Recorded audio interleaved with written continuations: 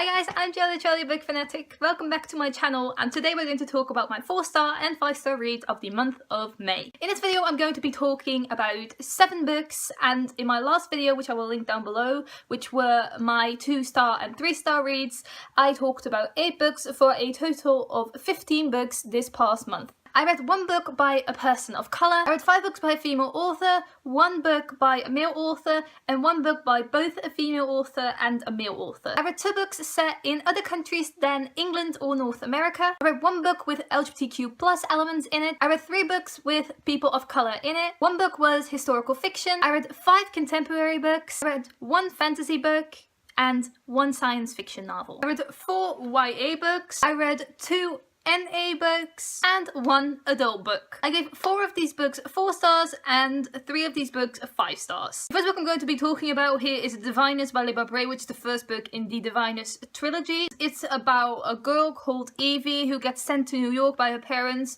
and she has to go live with her uncle because she can see someone's past while holding an object, and she did this in her hometown, and her parents thought she was lying and spreading rumors, so they sent her away.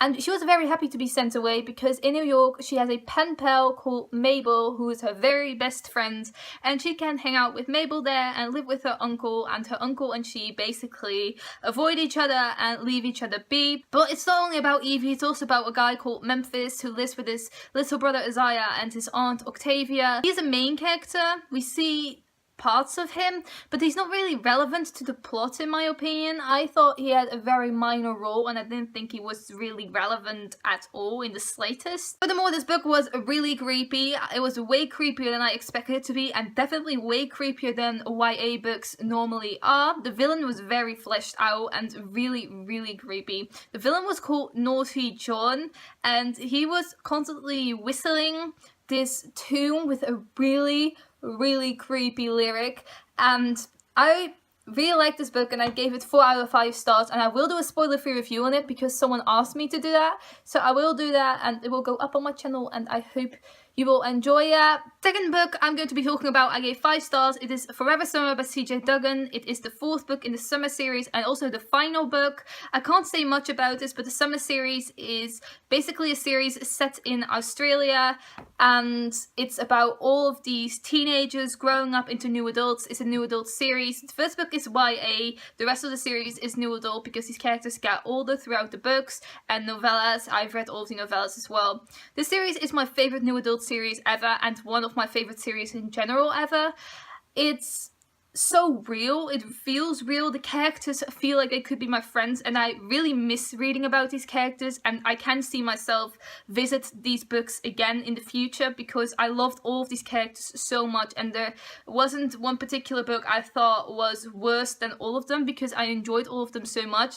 Then I have One for the Money by Evanovich. This is the first book in the Stephanie Plum series, which has an uncountable amount of books, and I really like this. I gave this 4 out of 5 stars, and I got this book for my birthday at the end of March from my mother, and my mother doesn't really know my reading taste, but she got me really well with this. This is an adult book, but it's very funny. I laughed out loud multiple times at this book. I've also seen the movie now, and the movie got really low ratings, but I think the movie was actually pretty good. I really enjoyed the movie, and I thought it matched the book very well. It has real situations out of this book, and I felt like it pictured everything. And this book is basically about a bounty hunter called Stephanie Plum, name of the series, and she is looking for a guy called Joe Morelli who has taken her virginity when they were 16 years old. I think Joe was older, but she was 16 years old at least, and now she hates him. Has also killed someone, and the police is looking out for him and trying to catch him, but Joe is a policeman himself. Then I read Ugly Love by Colleen Hoover, which I gave 4 out of 5 stars. I brought this book back to the library. I read 2 books by Colleen Hoover last month. One of them was Confess, which I talked about in my 2-star and 3-star reads. I gave that one 3 stars. It really wasn't my cup of tea. It was the first book I read by Colleen Hoover, and now I have also read Ugly Love, and this was the 2nd book I read, and I really enjoyed it, and I thought it was such a good story. Basically, Ugly Love is about a girl called Tate and a guy called Miles, and Tate moves in with her brother Corbin, who is a pilot. Miles is also a pilot, and he is the next door neighbor from Corbin, basically, and they are best friends. This is how Tate gets to know Miles, and they start a no strings attached relationship, and it obviously blossoms into something more throughout the book. Writing style was what turned me off from this a little bit. I loved Tate chapters, but I didn't like Miles chapters, even though I felt like they were needed to get to know Miles' past and Miles as a person. But I do feel like Miles' chapters were basically written in this kind of poetry way, with blank spaces. It was just really weird, and I felt like it was really unnecessary. Colleen Hoover could have written his perspective from the same way she would have written Tate, but she didn't, and I didn't really like that. What happened to Miles was really terrible, and it did hit me a little bit.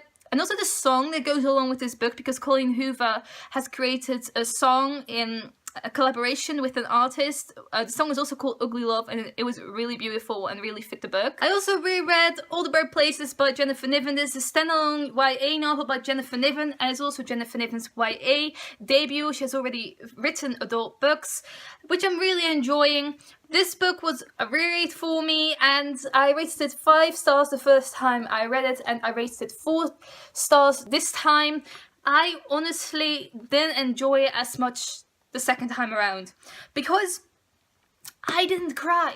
I didn't cry a single tear. And the first time I was bawling. I'm not the kind of person who rereads books, and this year I've read a lot of books. I reread a lot of books, and I honestly don't enjoy them as much as I did the first time, but I keep rereading them because I want to experience these stories again, but I just don't like them the second time around as much as I did the first time, and it's really annoying me. This book is about a guy called Finch and a girl called Violet, and they meet in the ledge of the bell tower at their school because they both want to commit suicide, and Theodore saves Violet, and they start a friendship that blossoms into a love. And I think it was a really beautiful story, and Jennifer Niven has an amazing writing style. I think this hit me so at the first time because Jennifer Niven has experienced a suicide really close to her. Her best friend, I think, committed suicide when she was very young, and she based this story on that. I think it was extremely beautiful and still an accurate depiction of bipolar disorder. And my 2 favourite books of this month. The first one was Aristotle and Dante Discover Secrets of the Universe by Benjamin Alire Sáenz. And this is also a reread for me, and I gave it 5 stars again. Again, I didn't cry at this book. I did the first time when I read it in 2014, but I didn't this time. And it hit me less because I knew what would happen. I knew the plot points. Not the details anymore, of course, but I did know the plot points. I do really like Benjamin Alire Sáenz's writing style. He's still my favourite author. I really, really love him. But it was less magical this time around, and I really regret rereading this because I had such fond memories of it, and I still do have those fond memories, but it's kind of blurred by my rereading it, and I really regret that. This book is about Aristotle and Dante who meet each other at a swimming pool, and Aristotle and Dante both don't really have any friends, but they become friends with each other even though they are so completely different from each other. And the last book I'm going to talk about is my favourite book of this month, and possibly my favourite book of the year, up until now. And it is Illuminae by Amie Kaufman and J. Kristoff. And this is the first book in the Illuminae trilogy. I adored this book.